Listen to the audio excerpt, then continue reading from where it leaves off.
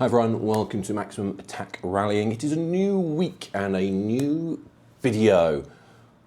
Last week was a big one, wasn't it? It was a big week in terms of news. Obviously we had the confirmation at last that Fourmaux had joined Hyundai. And now we find ourselves in a position where things might slightly wind down a bit for the winter. So over the next few weeks, my content might shift slightly. We're not going to have as many news stories. Obviously, we're still waiting to hear who's going to be driving for M Sport.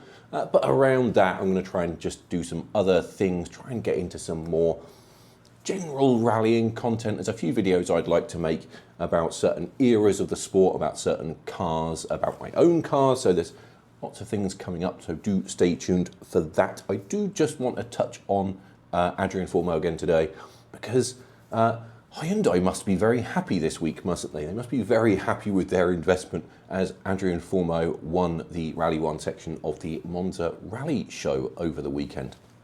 So that was his M Sport curtain call, I suppose you could call it. That was his final appearance in the Puma, and he won the Rally 1 section. So Hyundai must be feeling quite smug that they have now signed him. Obviously, it's completely typical that last week I said that the Puma was the worst of the Rally 1 cars, and then Fourmaux won the event. I stand by it. I stand by my comment, because Monza Rally Show is different to a full WRC round, so I do stand by it. But it was nice to see Fourmaux get that win, and obviously it must be a nice feeling for M Sport to have some success to round out the year, even though it's tinged with a little bit of sadness, obviously, with Fourmaux leaving them.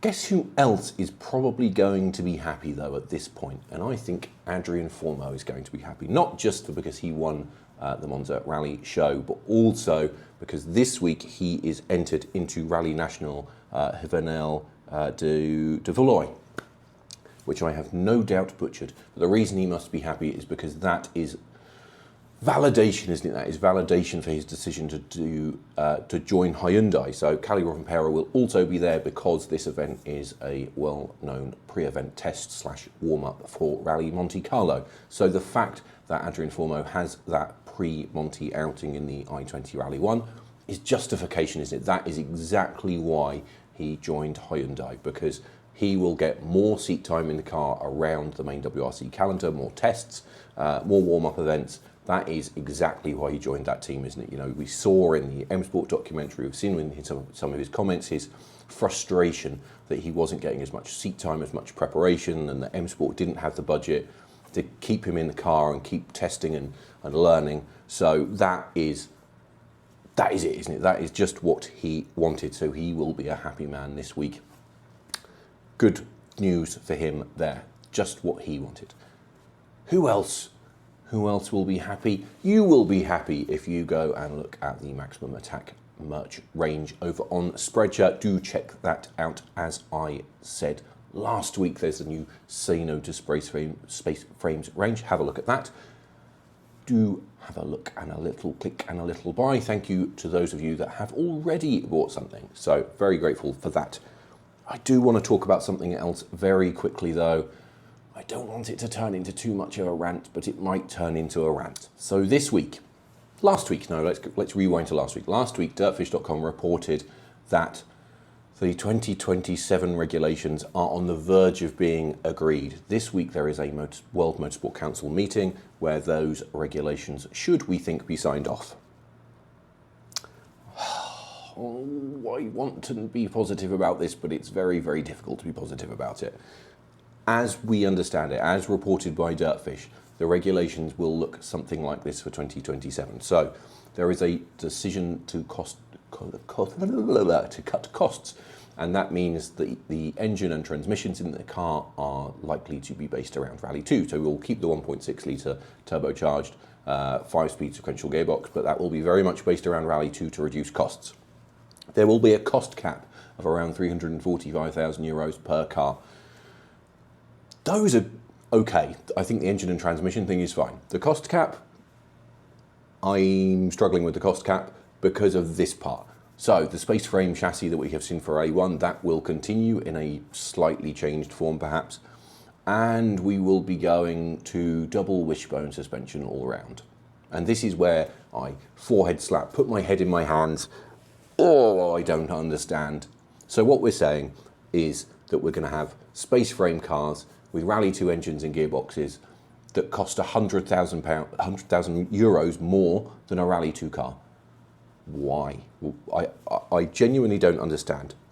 Why would you buy? Because in this this article, a source from the FIA said that they were looking for competitive parity between Rally 2 and this new Rally 1 replacement. So they want the cars to have almost equal performance. So if the cars are going to have almost equal performance, why would you bother spending an extra €100,000 on one of these new 2027 cars? Why not just buy a Rally 2 car? And how can we justify the space frame and this whole new concept if it costs an extra €100,000? I really do not understand the thinking at this point. It's completely baffling. And then you've got this element, this double wishbone element. Now, some of you won't care about that necessarily, but I care about that because I think it's really important.